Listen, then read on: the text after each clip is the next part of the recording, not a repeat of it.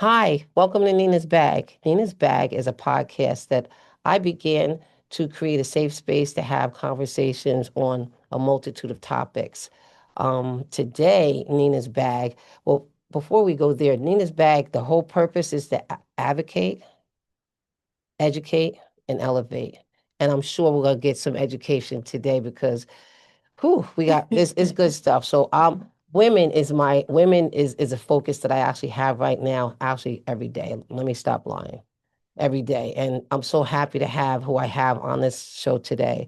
Um, I have my co-host today, Melissa Fisher. Hi. Glad to Thank you have for you. having me. No, so glad to have you. And I have Shai. Shai has a nerve to not want me to tell all the amazing things that she does, not just in this community and communities, because from day one, Shai, I've seen her do amazing things, speak up for things that most people are afraid to. So she didn't want the title advocate, but she's not an advocate, okay? I'm just gonna do that for her. But she has her master's in social work. I'm so very, very proud of you. Thank you. Wow. Thank you. Do we need you? Thank you very We much. need you so bad. So A lot of hard work. yeah, we're just gonna get right into it, Shy. I'm just so glad because honestly, there was a time when me and her were two strong women. We used to clash. And Tamika used to say she's a beautiful person. And when Tamika says something to me, I believe it. And I felt that before we had our little clashes, but I still thought that you were amazing, even in the midst of the madness, because I think we're both two women that think like that. We don't hold on to things that are Right. unnecessary, and that's what keeps women back. You know what I mean? So I just wanted to say publicly, I love this woman. Yes.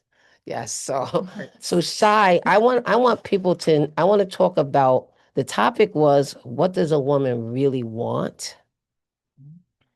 What does a woman really want? And it's such a broad topic that females have been calling me saying, girl, I need to be on your show. And then I have women saying, well, what do you mean? I said, whatever you want it to mean. Because some people want to talk about professionally, where they want to go, what they want to do, what they've been through. Some people want to talk about relationships because we go through so much with relationships. So we could get into all of that, Okay. all of that. And Melissa, I'm so happy that you're here today because you are constantly telling me we need to have more women's empowerment. We We need do. we need to empower more women. I think that women are in general are empowered, to be honest. We Yes. just need to be we just need to Together. collectively do things. You know what I Yes. mean? So Yes. so Shy, I like what you just did. I thought that was yeah. really good how you just said that publicly and everything. That's what I like about you, that you just Because I'm weird? Because I no, am you're honest. weird. You're honest and I am weird. you have a big heart and that takes a lot. I am, no, That's like a but strong she woman to knows, be she able to knows how say I that. feel. Yeah. Please, I can't, if I talk too much, I'll be Yeah, crying, sitting here crying because I am clashed. mushy. I clashed with a lot of people. But that's okay because because you want to get your point across. But I think we just misunderstood. I would never come for you, Yeah. especially when I Two see. passionate women. But you know what's Just passion. amazing? Have you ever found yourself in a situation where you're speaking up, and everybody's like, yeah, but they not saying Oh, nothing? I'm always in that situation. I don't. I don't want to be that person all the Yeah, time. I'm always in that. I'm the person that'll say what other people won't say. So I'm kind of like always in that situation. That's good, but that's not good for them Right. because we need to all stand up Well, together. my biggest thing is giving women a platform for a voice to have a voice. Don't we I need I it? stand on that. I strive for that for other women to always, no matter what, have a voice. Right. Never let nobody like, back you in the corner and not be able to speak Boom. what it is that you feel and what's in your heart, Right. always be able to. And it doesn't matter what platform you on. That's It right. doesn't matter who you in front of. Hmm. Always be strong enough and feel worthy enough to be able to have a voice. But not all women do that. Some Mhm. women um don't feel comfortable doing it. They have fear or whatever it is. Right. But I think having a strong woman like you in front of a mic Yeah, I'll do it for talking, him. I like it. I love it I'll though. do it for him. Because For me. not sometimes, many times there's people or situations where we have to take advantage of the moment. Hmm. You know what I mean? Like I've Hmm. seen you on City Hall stairs Hmm. saying things, and I'd be like, give me that mic after her. You know what I mean? Yeah. But Did you ever have a fear of speaking? Did you ever? So funny. Nina knows this. I am formerly incarcerated. And I think a lot of my desire and my passion to be able to speak out is because when I was younger, I did not have a voice. I was I beautiful, was very shut in, and I went through a lot of stuff, a lot of trauma, but I wasn't able to talk about it or express it. which is very harmful. Very. So I held it all in. Wow. And then when I got the opportunity to speak about it, when it came out, and I was like, where did that come from? And Right. it just came out, and I was able to pretty much express myself, how I was feeling, what I was going through, my trauma, and also knowing that it was helping other people. It does. So That I is mean, such once I started a thing. speaking, I didn't shut up pretty much. I love it. That's good though. Well, you held it in for you held it. I held it in for a long Is time. trauma is a very, very dangerous thing. And one of the things that women Mhm. do is we hold stuff Mhm. because we don't want to, we're told don't be a certain way. You know what I mean? And Yep. it's damaging. Very It's damaging. damaging. The longer you wait, the longer you hold it in. I always say I'm like spontaneous combustion because I can be cool, but I'm like I Hmm. like I'm like a bomb when it like who wants to be like that? So Right. I've learned to be just like you. I've learned to be more outspoken. I've always been I was quiet when I was younger Hmm. as well, but it's amazing that we have more women speaking. I remember a time where women didn't. Didn't at No. all. It was always men. We were always watching men on the screen. And how do they know what we want? Right. And that's why I said, what do women really want? What do Right. we want? Right. And who Right. better to tell it than a woman?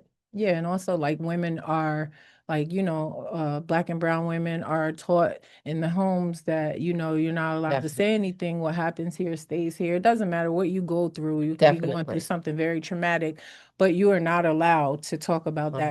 Definitely. I grew up in a household where you weren't allowed to talk about Especially anything. mental health. Yeah, If it was anything. anything, Mental health anything, was unheard of. yeah, no, no, no, no, you don't ever. That's Unheard of. crazy.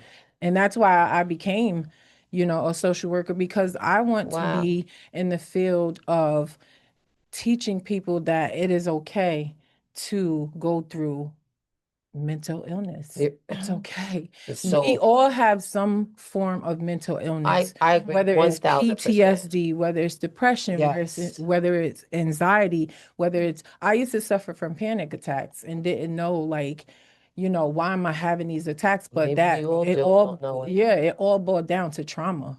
Wow. Holding all that trauma in was giving me such anxiety that it was causing panic attacks.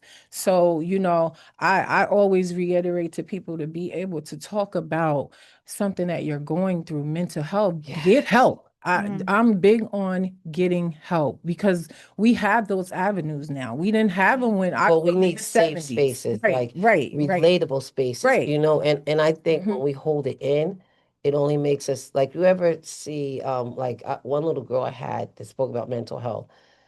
She said when she was in high school, she was doing all these weird things and she didn't know She they didn't were know. weird because nobody told her. Hmm. So like other kids would be laughing at her, but she didn't change because nobody said, you're not supposed to do that. Yep, That's not what you, and when she finally got therapy, they taught her about her triggers. This little girl educated me. yep. How old was she? She was 20. When I actually had her on the news because mental health, domestic violence, mental health, these are the things that Hmm. they're like my key points that I want to always be able to support women on. Um, she was probably 24 when I spoke to her. Yeah.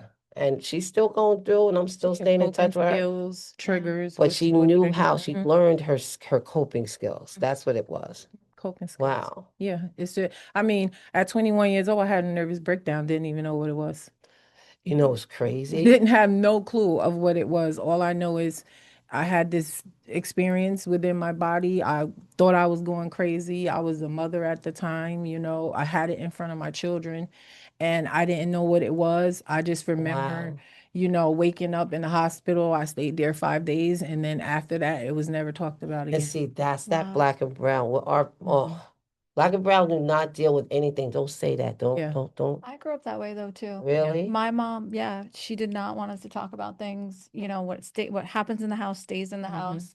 You don't talk about it. I mean, Even though they were, and the weird thing for me is why didn't parents back then, like I find out more things nowadays about people in this community, like you don't even know who you're related to Right. mm, because people Mhm. didn't talk about those people that was having affairs and all these different kinds of things. Well, it happened. Tell somebody so that you don't end up being with somebody that's, you know Yeah. what I mean? It's yeah. crazy. Yeah. I mean, and if that happens, that's people's business too. Those are But generational curses. that's right. Mhm. You know, That's we right. do more damage to children than Absolutely. expressing and allowing a child to be a child and talk about what it is that they're going through. Us as parents do more damage with not allowing them to have a voice and not allowing them to speak, because you get a child's not going to stay 6 and 7 and 10 for the rest of their Right. life. They're going to become adults, and what happens with that is you get a product of myself, which is, you know, a 33-year-old, you know, female incarcerated and going through some stuff and not having a clue of what it is. And you know, my first experience of going to therapy, I was 37 years old, you Wow. know. So for 37, I'm still trying to find a therapist. I have a Still. wonderful one. I Do, do too. Yeah, I are they, do. Mhm. are they black? No, she's actually a white woman. I want somebody It's black very because hard to find I an I've African been looking American for years. I therapist. need somebody that's relatable. So when I say Oh, she's something, very they go relatable though. crazy. Not See, relatable to the point where black and brown, but she's very, I wouldn't be with her if she Your mental wasn't. health needs, she has She's it. very informative. She has got me too. I went through 8 therapists before I found her. See, and that's why And I she haven't got found me one yet. to the point where, you know, I was able to Healing. Okay. healing. see, you just need to look for a Who therapist fits for because, you? yeah, because Hmm. once you get into that room with them and you start talking to them, you'll know if they fit with you Hmm. or not. And then if they don't, because I had a young therapist and I was like, Me too. what does she know? Yeah, me I'm too. how old? I'm 10 years older than her. How is she going to help me? Yep. And let me tell you, she was very wise. I learned a lot from her. Yep. So it doesn't matter. It's It's who all, fits for you. mhm. So you know, I think it is. I think it's it. We live in a very in a decent place, but it's very different. It's very weird. Hmm. I feel like sometimes Kingston is a closed box. Hmm. I'm being totally honest. I think like it doesn't like I feel like the mayor now is doing a lot of inclusive things, but I grew up knowing that I wasn't really wanted here. Do you know what I'm saying? So that in the back of my mind is I need to go somewhere else. I'll go to Poughkeepsie. I've looked in Poughkeepsie for a therapist. I'll go to Albany to look for a therapist, but I have actually dealt with therapists here for kids that I've actually worked with. Hmm. You know what I mean? That Hmm. are amazing, but she can't, like, she's for the kids. You know what I Hmm. mean? If I could go see this one therapist that I had working with kids, I'd see her tomorrow, and she's white. I don't care what color she is Mhm. in that respect. But when I say I want somebody black, because I grew up here in Kingston, and you came to Kingston Hmm. later in life, right? Hmm. You had to know I've that only this was a been different I place. only been here. I've been in Kingston 11 years, and that's because I was paroled here. It's a different place. So you were incarcerated from Kingston? I was incarcerated. I caught my incarceration here and was paroled here. That was your first time being I was incarcerated? visiting. Yeah. So I wanted to talk about that if that's okay, because I want to know how does a woman, because life happens and anything you never know. Hmm. How do you deal with that? That's a drastic change. Hmm. That you had to go through a lot of mental things finding yourself incarcerated because women on the inside are different. Oh yeah, it's a whole different world. How much time did you do? I did 4 years inside and 7 years total. Wow. How old were you? When I went to prison, I was 32 years old.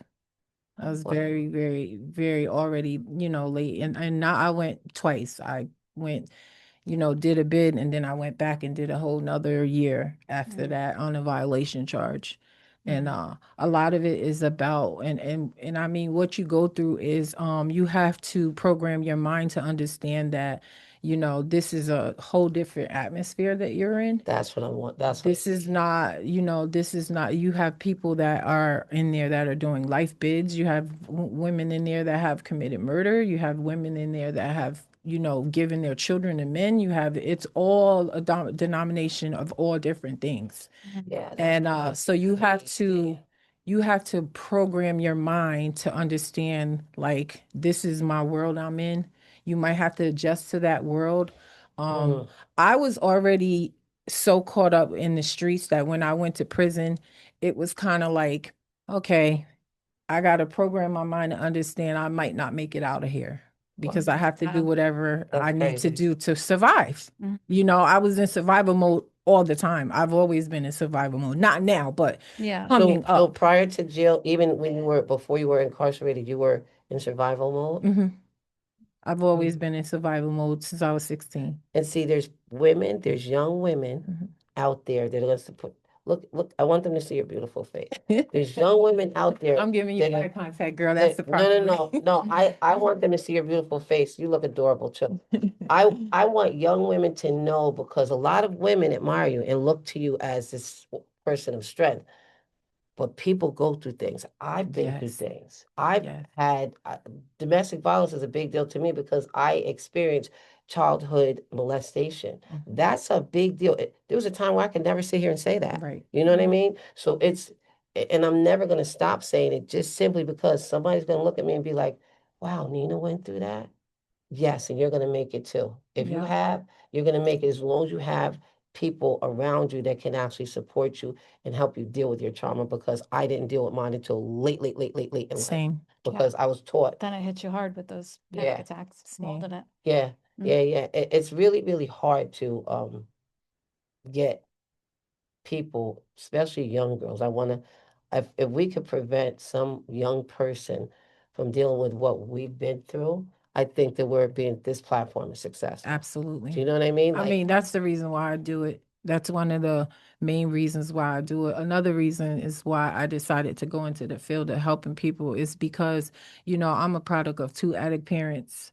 And I've seen some things with my parents that made me question like why do people do the things they do? people, And this young people all the time deal with what my you're doing. mind when I was younger started like wanting to know like how did this happen to my mom? How did she get involved? How did this happen to Like, my dad? Where did and because I had my mind programmed to that, I always wanted to get into the field where I wanted to be able to help people and understand people without judgment. that's right. So Oh, No that's such judgment. that's Yes. such a magical word because we deal with these tough topics that are uncomfortable sometimes, but there's purpose in it and no judgment no judgment. ever. Can't be because it was hard for me to talk about molestation because I thought I was going to be judged. You don't, when you are the person that was traumatized, you feel like you did something wrong. I Mhm. still am not past that. You Right. know what I mean? I still like act really weird sometimes when I go Mhm. out. I'm a little reserved. You know what I mean?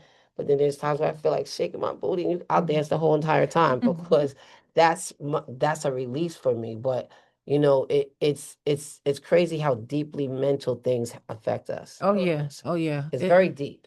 Trauma is I tell people about trauma. I'm grateful that um God within me placed me here in this town.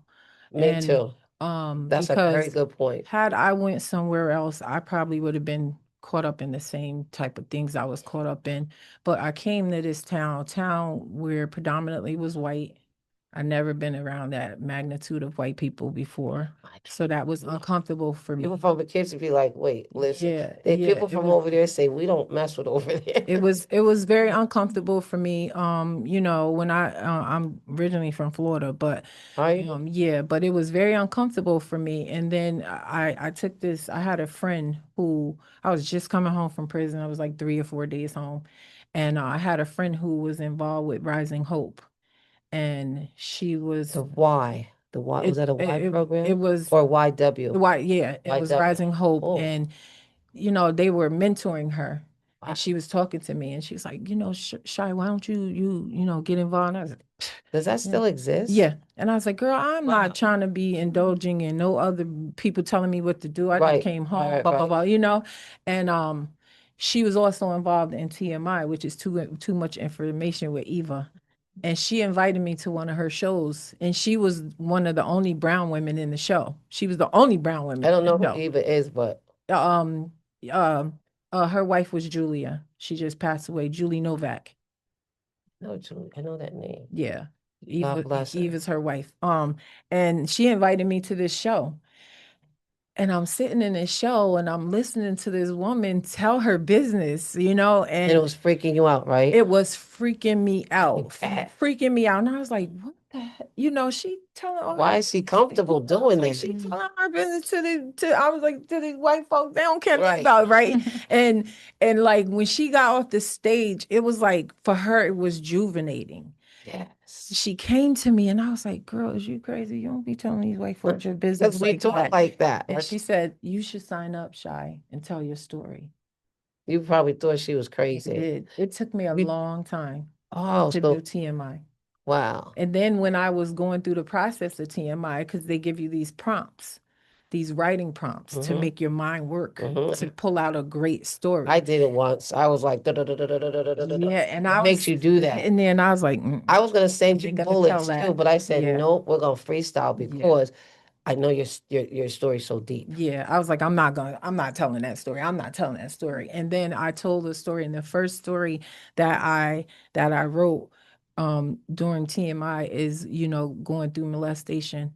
And when I I finished, didn't even know you were too. oh yeah, I'm a product of a lot. And then when I finished that story, the crowd stood up and gave me like a standing ovation. And I was like, Wow, that's beautiful. yeah. And You probably were I like, did TMI for 4 years.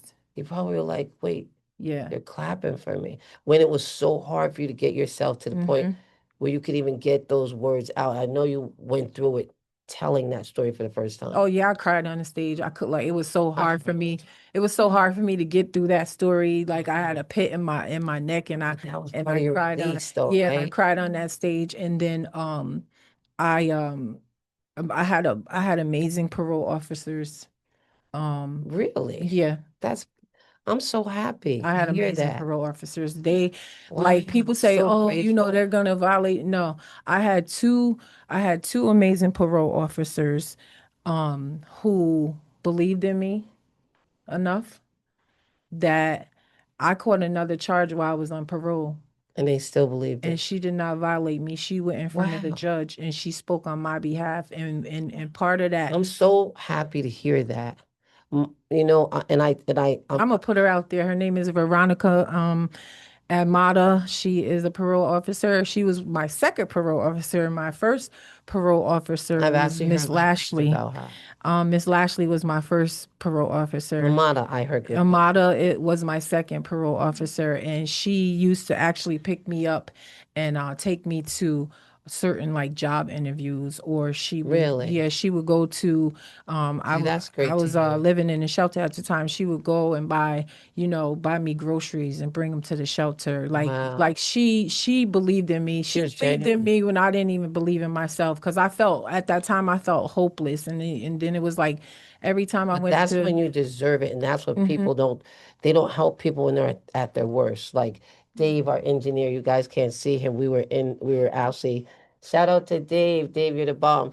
We were going over the board and he was like, hang on one second. I see officers out there. Let's see what they're going to do to this homeless person because has this Oh, I was compassionate. already out there. I It, was already on it. and I thought that was so good. But you know, I will say there's some kind of cool officers out here now. Yeah, And I I never agree. thought that we would see that, but there's a change. There's definitely a change going on, and I'm so happy to see that. Can I say Absolutely. something? Sure. I worked at the courthouse, and I have to say, it's nice when you have people in there that actually do give people a chance and don't judge them. Mhm. Because I did notice, just being a court clerk, when rap sheets come in, everyone gossips and, oh, look at their information. And there's certain Wow.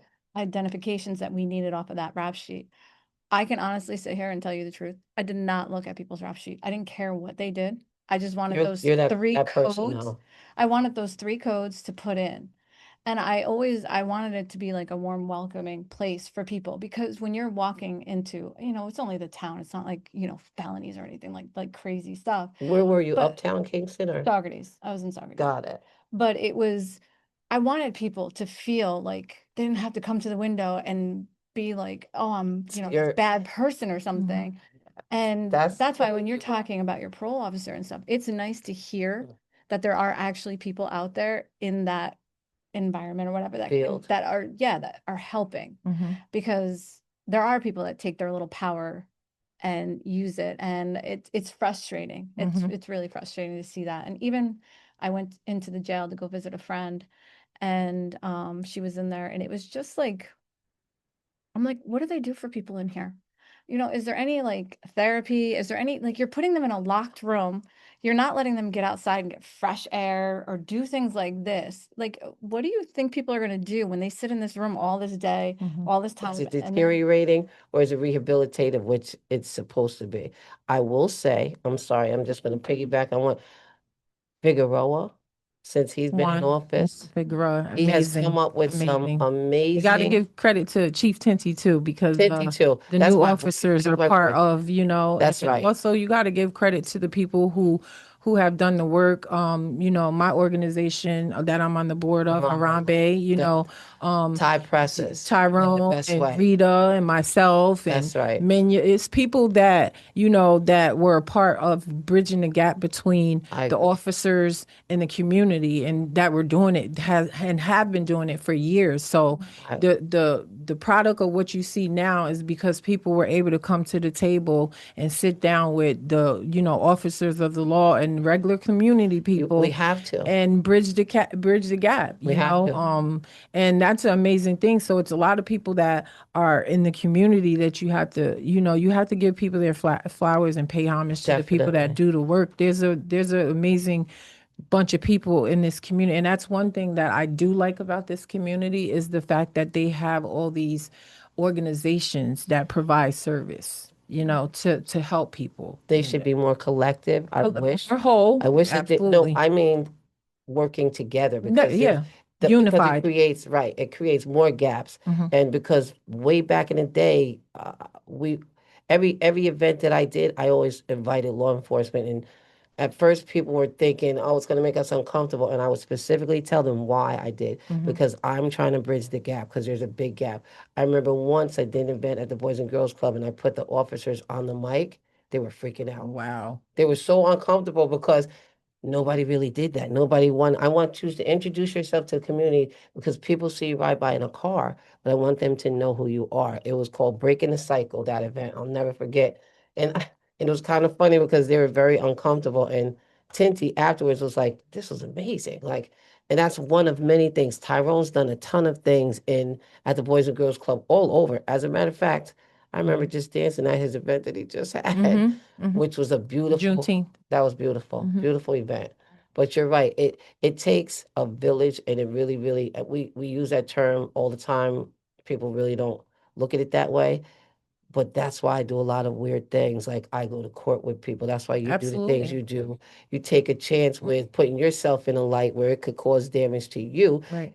Because that person needs you. You know what I mean? Right. I have this thing for the Latino community because they need us. Because did you ever think that you see what we see right now? Right. Did you ever think? Right. Did you see people being rounded up like alligator Alcatraz? No, that Babies dying like my mind is so blown right now that it's just that's a whole nother session. But I'm so glad you made the point about systematic injustices because it's a true thing. And without bringing them to the forefront, like all of us have, they would continue. They would just continue to happen.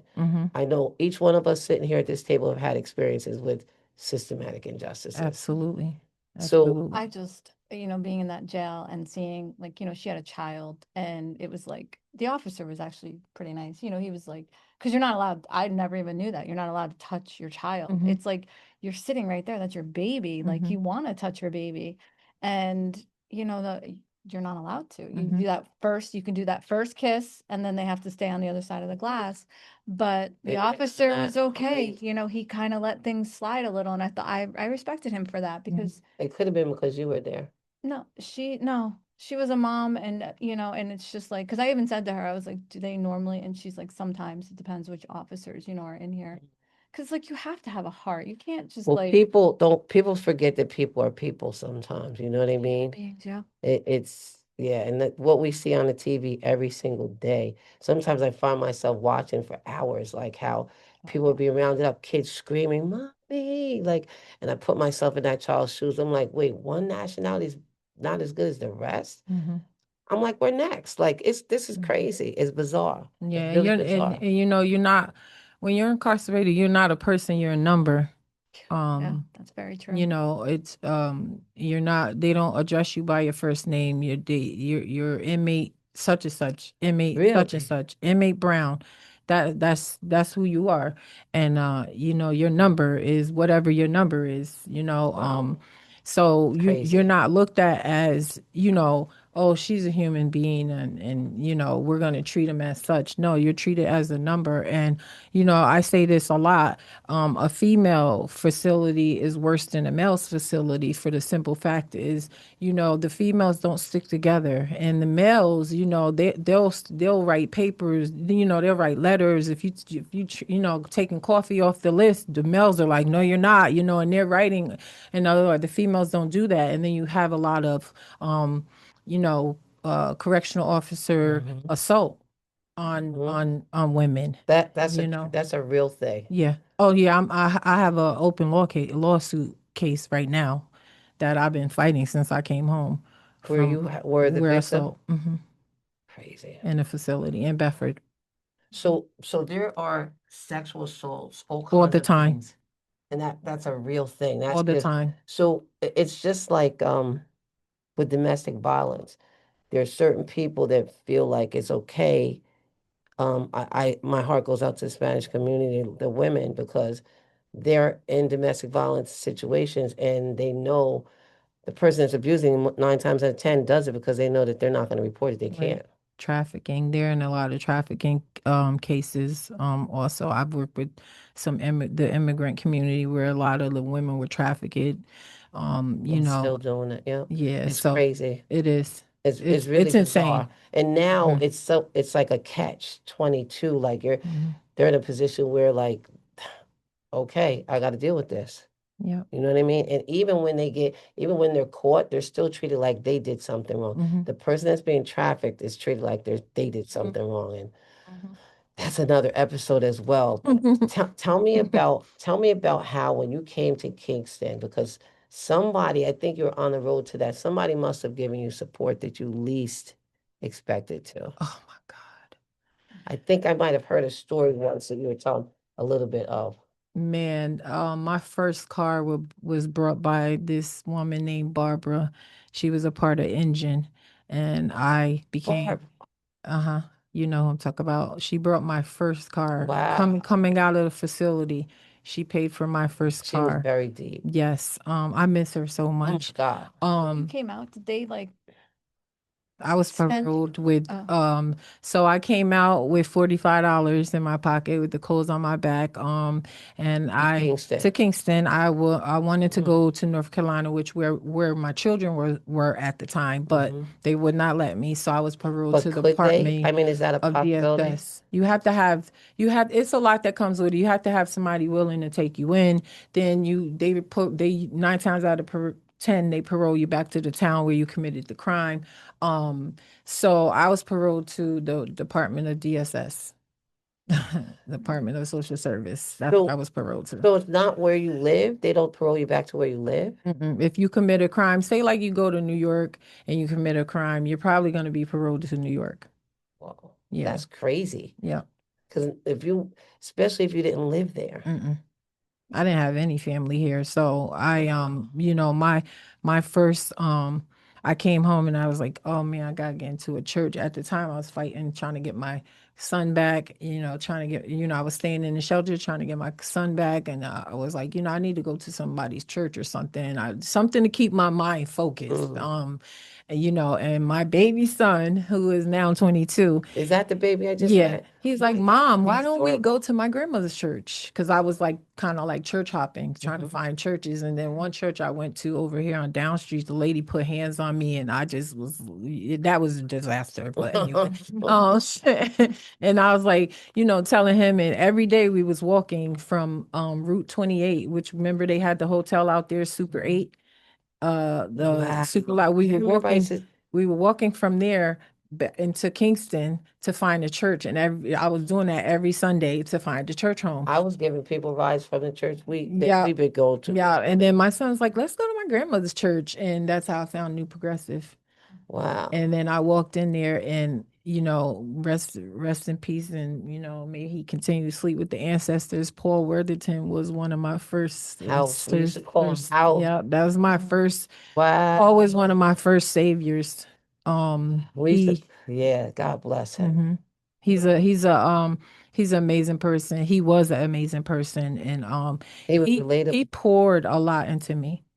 He was And that was the relatable. first man that I was not, connected And to in a oh, relationship, relationship right. that It was a poured. friend Yes, he was my brother. that I love him. I title him my brother, but he poured into me. Wow. Um, and we did That's what Bible church should study. do, though. Yeah, we did Bible study together. And at the time, I was Islam, so I used to challenge Paul all the I time, bet and you he used to did. call me Sister Soldier. He was like, "Oh God, here goes Sister Soldier," because what I believed and what I was hearing was two different things. So I was like, I don't know if it goes that way. So me and Paul I would challenge him a lot, and then he gave me the nickname Sister Soldier, and And but he that's was one. survival, Mhm. religion, and when you're incarcerated too, a lot of times. Yeah, I didn't practice religion. I'm not a religious person. I'm a spiritual person. I connect with my ancestors and the God within me. I'm not big on religion at all. And when I was That's beautiful, incarcerated, actually. yeah, I did not I did Close to not that. pray. I prayed one time, my whole time I was in there. And that's a story within itself. And I know you got yeah, that's a stories. story within itself. But I had a nice network, I should say. Through When you, Paul, I met Rita, of course. Through New Progressive, I met Tyrone. Me and Tyrone have been friends for about 11 years, like brother from another mother and father. that's so cool. So I had a lot of support. The engine, I had called a job and they Engine, would why drive me. That's Odell Winfield.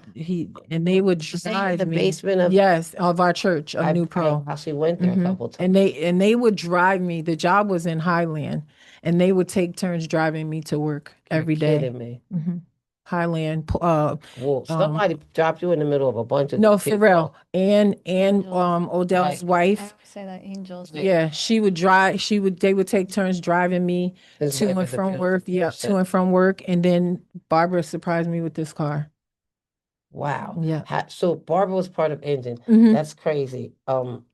She was so different, I know so I very, love very her and I different. miss her so much. I do. I miss her so much, and I have not seen What about her Barbara the in other a day? That's long time. But if I ever get the opportunity to tell her thank you and that I that's love her, amazing. That must have given you this positive hmm like feeling because most often when people are dropped, sink or swim after being incarcerated. I remember so many times saying there's no rehabilitative programs. And there were small ones that I found out about when I got in the county, but I don't remember everybody really being in those. mm-mm. Yeah, I don't remember there really being a service that said, but shout out again to Figueroa. He's actually doing things right Yeah, now to help people when they actually come, from a and situation and before they it's get so out of jail. needed. I mean, Family of Woodstock had the reentry program when I came home, um, but that was mandated at the time. Hmm. They had the reentry and Was it relatable?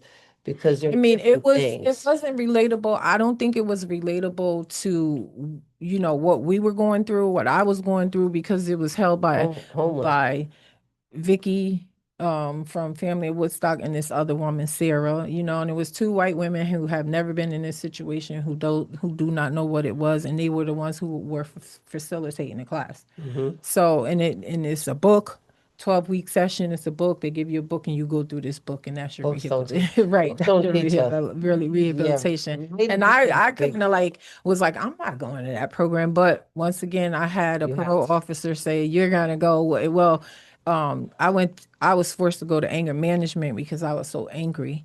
And I went to anger management for nine Why were you weeks. angry? I Because of had, what you've been because I through? never, I had all this stuff inside me and I So that never was part told. of you had not healed. You had not started. That was supposed to be part of like my breakthrough, but I got kicked out of there. So Wait, you got kicked out of anger management? yeah, I got Oh my goodness. I didn't know you could actually be kicked out of that. Well, me and the facilitator did not get along, so I got kicked out of anger management, and so I went back to parole, and she was like, "Listen, girl, you better figure out what you want to do because She was a good parole. yeah, she was. So she mandated me to go to a trauma-based group that was up in Golden Hill, and it was a group ran by this woman Pat, and it was trauma. It was built on trauma Oh, based. that was a good And idea. I went into the group once again. I was like, oh God, here we go. And that's where I met Barbara McClinton. She was in the group too. And she's a Yes. Latino woman. And I was like, Yes. okay, there's I black remember there's a black or brown in here. Okay. This might work. Yeah. Relatability is such an important. Yeah, because those women were in there and they were like, and none of I it sat meant in the anything class to and you. I was like, Yeah. and then the teacher was like, the facilitator was like, Pat was like, Shai, you wanna talk today? And I was like, no. You was thinking they ain't ready for me. Yeah, I don't want to talk. So she put me into a one-on-one with her. Oh, that's awesome. Which she was a therapist. She was a licensed therapist. What you needed. And I was like, I'm not doing this group junk. I don't care. Like, so But how hard it had to be hard to be in front of all these women you don't know. Strangers. And to tell your thing. But when did you start opening up about your story, about your life and the traumas that you've been through? What helped you with that? So Pat put me in a one-on-one, and I remember our first session, and she was just aggravating me, and like she was like trying to pull all this stuff out of me, and I you were fighting. I tore her office up, and like calling her all these words, and tore the office up and everything, and she just sat there, and when I finished tearing up her office, she was like, "Are you done?" And I was like, don't tell me if I'm done. I'm not done. Da, da, da. And I kept going back. She kept inviting me to come back for sessions. Really? I kept coming back. And then one day she was like, talk to me. Why are you so angry? And I began to tell her like, this is what I went through. This is what I went through. And that was my breakthrough. That is actually beautiful because it's very hard for somebody to make you comfortable enough. So she let you go through all your raids. That is tore that lady office up. She didn't charge me to get the because I punched through the wall. I'm so used to hate people being afraid and intimidated by our color and my size. Because I'm tall, you're tall too. So I'm so used to people being like, I actually heard something about a job that I had once where they said the manager was intimidated by me. I'm like, I was being her therapist most of the time that I worked the job. So it just blew my mind because sometimes when people are doing things dirty to you, they expect you to be rage. They just because of your color, you're gonna have rage. You know what I mean? So and it's another way to get us out of places. Yeah. You know what I mean? But I'm so glad that this woman let you. She probably freaked you out that she kept letting you just like get this rage out of you. Yeah, and I was scared of her. She was like this little old, timid lady, and I'm coming in, but I didn't shake her. I punched a hole through her wall. Did you feel like, wow, I did everything? Yeah, I punched a hole through her wall, and she didn't charge me. I could have got violated for that. She didn't report it. She didn't do anything. She just was like, Shai, are you done? And then she's like, come back next week. And then at one point, she was seeing me without me paying. She was determined. I was supposed to be paying, and she knew that I didn't have a job. So she was like, I don't care, just come see me. And that was a part of my healing. That started my healing journey, pretty much. And then I seeked after her, she was older, so she retired. And then after her, I had a man, and I was like, absolutely not. And then so after, that's why I said I went through 8 before I got the fit where I'm at now. And who I'm with now, I've been with her for about 7 years. That's awesome. Yeah. Awesome that you found somebody like that. How long have you been with yours? Oh my God, I've been in therapy for like 15 years. Wow. But they switch, obviously, because they go on to do other things. Right. I had a man once too. I was like, I'll give it a shot. We'll try. Yeah. No. Yeah. I could not. There was no way. Me neither. I just was like, dude, this ain't gonna work. So when did you want to take your trauma and the things you've been through in life, and I can only imagine that you've been through things that are unfathomable. What made you want to start helping people? Well, the one big thing is I had this 9-year-old kid inside of me for so long. Wow, you were 9 when you were traumatized. I was probably 7 or 8. 9 that I can remember. I can remember 9. I can remember 9, but 9 is when I remember. But I had this child inside of me, and she was timid, she was quiet, she wanted to speak, but she was afraid to speak. And then when she did speak, people didn't believe her, so I kind of went back into my shell. And then They would think that why they made did you did and I didn't mean to cut you off, I'm sorry. Were you made to feel like when you tried to speak and you tried to tell somebody that they didn't want to deal with it? Like well, later on you probably realized it, but well, the first person that I told, may she rest with the ancestors as well, her name is Joanne. She ran a community center in Poughkeepsie, the Salvation Army, and I went there every day after school, but I fought all the time. And she pulled me in her office one day and she was like, "What happened to you? What's wrong with you? Why are you always angry? What happened to you?" And I just bust out crying and I was like, "Well, this is what I'm going through and I don't want to go back home." And that's how it started. She was the one person that believed me. And then my mom, of course, who was an addict. Well, moms don't want to hear that. Well, my mom believes me, they but she was an addict. got it. And Mine didn't. Well, my mom believed me, but she was in the streets, she was on drugs. But I wasn't believed, and it did something to me internally. And I held on to that for so many years until seeking therapy and getting therapy. And this is why I say for women, and why I say young women and women is because there is a child that is 9 that felt how I felt. There's a woman that is 50 that's got that inner child that's 9 that felt like I felt. That's why I help to let women know that, one, it's okay to talk about your trauma, because speaking about your trauma is part of healing. It is. I have it aggravates me when you see somebody who's my age, I'm 50, and they're holding on to all this childhood trauma. Even in their 50s and 60s, they're still allowing this demon to attach to them. But it's hard. It's very hard. And it's hard to But find. I always tell people, even though it's hard, you got to be able to want to do the work, because you'll be this 80-year-old lady still holding on to something And I that believe happened that there to are you when so you was many women 9. like Oh, it's a bunch of them. It's and men. It's men. and men. It's horrible to think. It's really, really horrible to think. It baffles me that we have so many people. I'm just so glad that you thought to help. Because some women get their help and they still want to go back into their corner. And I don't know, for some reason I want to say, like, I'm working on doing a march on domestic violence, which includes child abuse. I'll be in there. It includes trafficking. I want to do a march in Kingston. I've been talking about it, so I'm going to go talk to the mayor and get the permit and everything, and I want to do it in September, and I hope you do get down, because I love for you to speak at that event, because I want to go to Academy Green, but I want to go through the streets up here where the people that are traumatized, that don't, Van Buren, Cedar, Henry. I feel like it's necessary because so many people go through these things, especially now, the Latino population. I keep going back to that. But there's so many Black and brown and white women that are afraid to talk about this.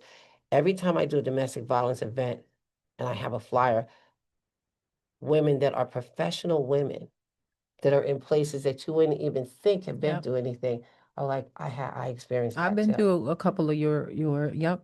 I've been to a couple of your domestic But there's violence so many events. people, even on professional levels, that need this kind of support. You know what I mean? So I want to do a march to make it, I think my purpose is to make it uncomfortable for the abuser. I want to be in the street doing a march, and then I want to come back and have conversations. And I'd love to be able to have resources. Right. There are 2 therapists. There's a Spanish therapist and a Black therapist that I had at an event at the Restorative Justice Center. I'd love to be able to say that they're coming into this community. They've tried to come here. When I tell you they're dope, they're dope. But that's my goal, you know what I mean? And I have so much admiration for you because when I walk through DSS, she works at DSS. There's so many stigmas about DSS. You're gonna make me cry. I know, I was about to get emotional. Tell you, you see me talking it up. I'm telling you, I'm gangster. Now, let me stop. I'm trying. When I walk through not to DSS, cry right now because oh my God, it's know that so you were there. it's so personal. Like, oh I God. walked there and I said, I think that's shot. And I walked back. We must have stood there hugging for like Oh, hours. I was like, there's a black person in DSS because oh my there are a God. few black women, and I've sent Spanish women there to work. One of the pastor's daughters, I took her and introduced her. But when I walked through there and saw you, you're a normal person. I was like, this is part of dismantling the stigmas. And stop, you're making me cry. I'm so proud of you. I'm so proud that you are at DSS, but you're sticking it out because I know it ain't easy. Nothing's easy for us women out here today. I can't. Nothing is easy for us women. Why that dad said, wait, what's going on with DSS? Because I mean, it's hard to infiltrate certain places. I mean, I worked there. I used to work in that building. And if I didn't have my badge on, they treated me like everybody else. And I was like, so I mean, even with my badge on and me saying I'm the director, they still were disrespectful. And that could be I went through that in school. I went, I graduated from New Were you Paltz. working there before school? No, that was part of my internship. Wow. So you interned at DSS. And I interned at Coordinated Children's Services. Which is part of DSS. Yeah, which is the therapy part. Oh, that's beautiful. Do you still work in that area? No, not Coordinated Children's. So I'm still doing therapy though. Got it. Yeah, but because you need to be. Yeah, but that is what I went through in school. I graduated from New Paltz and then I transferred to U Albany, of course. School. Yeah, it's different now. Got my master's in there, but I went through. How did you do that? I went through a lot in school. How did you do school at your age and still survive, like take care of your home? Yeah. I tried to do both. It's I very, wanted very it. hard. I wanted it. I Yeah, wanted that's it dope. more You than hear that? Look, I you want. can't I tell. wanted She to wanted do it. it. It was You can do it. It was. I didn't even do it, but you can do it. I was determined to. I was determined to finish out getting my master's degree. Incredible. I was like, I don't care what it is I gotta do. I don't care who I gotta beg. I don't care who. I'm gonna go to school and I'm gonna get my master's degree. And I graduated cum laude with a 4.0. I maintained a 4.0 my whole 6 years. Are you serious? Are you serious? Give me some. Girl. Hard work. It was nights. It was nights I was in my room like, oh no, I gotta do this. I can't do it. 3, 4 in the morning, class at 9 or class at 7. It's crazy. Yeah, and then I had my son, of course, taking care of my, my older two was already out the house, but taking care of my youngest son and working. I was working at Citizen Action in.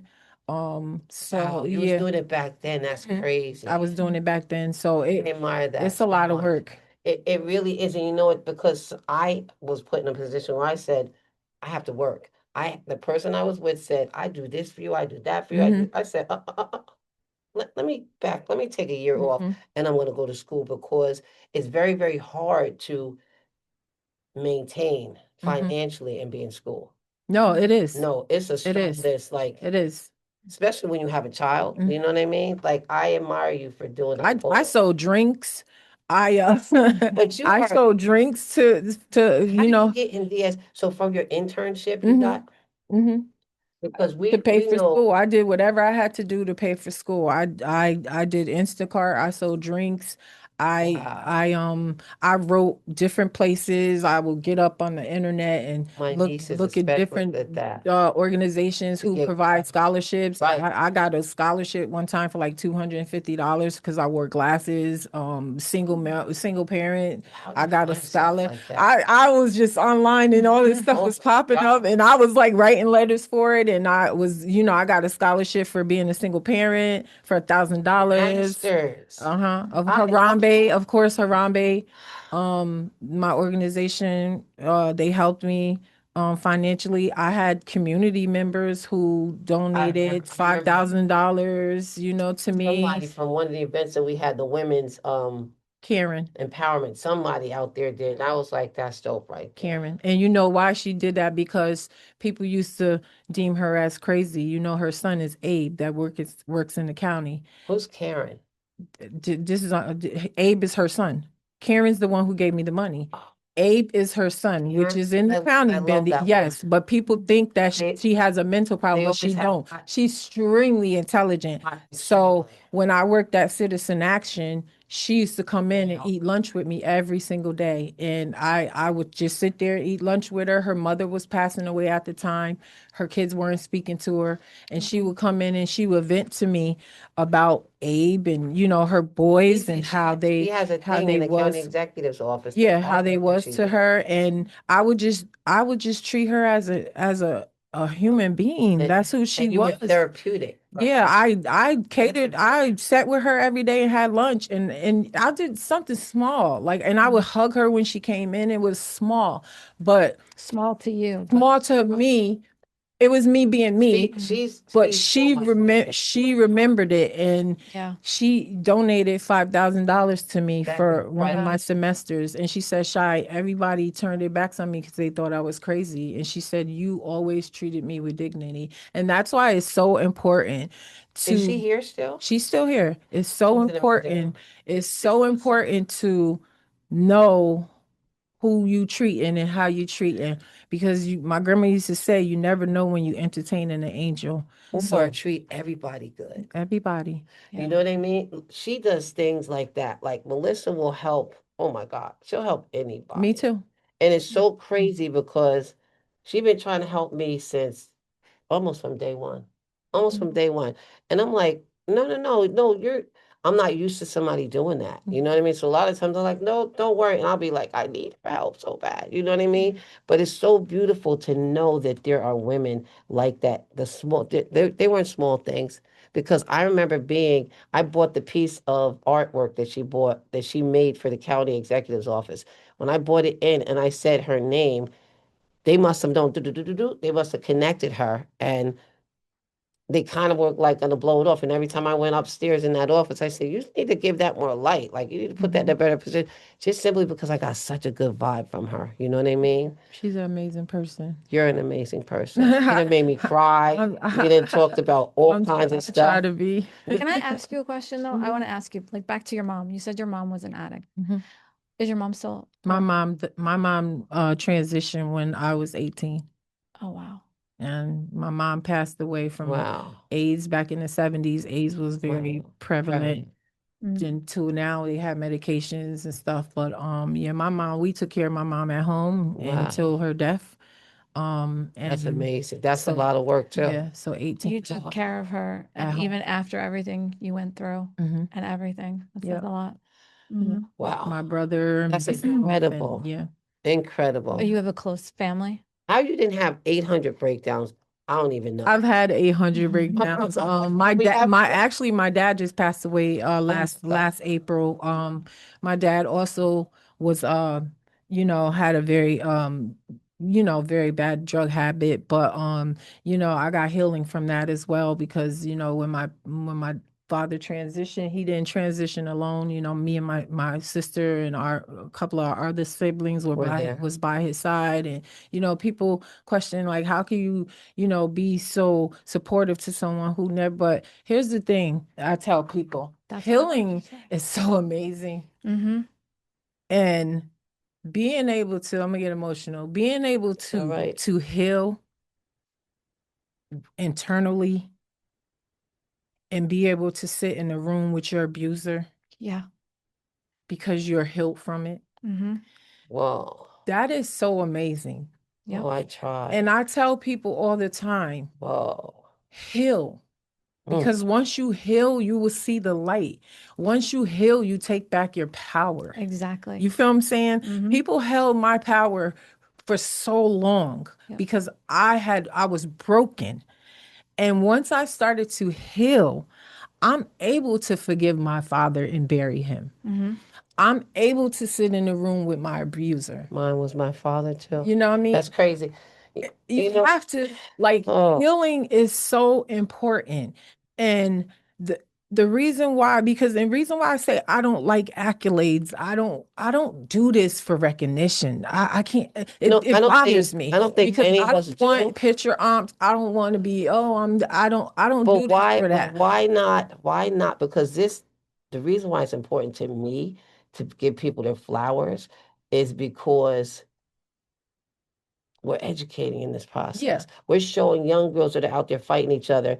No, come on, like we need to be helping each other. We need to be pulling each other up, not pulling each other down. Right. Mhm. You know, crabs in the barrel is some real stuff. No, for real. Real stuff. But my thing is, I know you don't do it for show. Don't give. I want my flowers, of course, because everybody wants their flowers. But when it gets to the point where you feeling like you need your flowers because I just No, went there's and too- fed there's I enough just people went for and that. fed the homeless. I need flowers. That's not what I do it There's for. so many of them.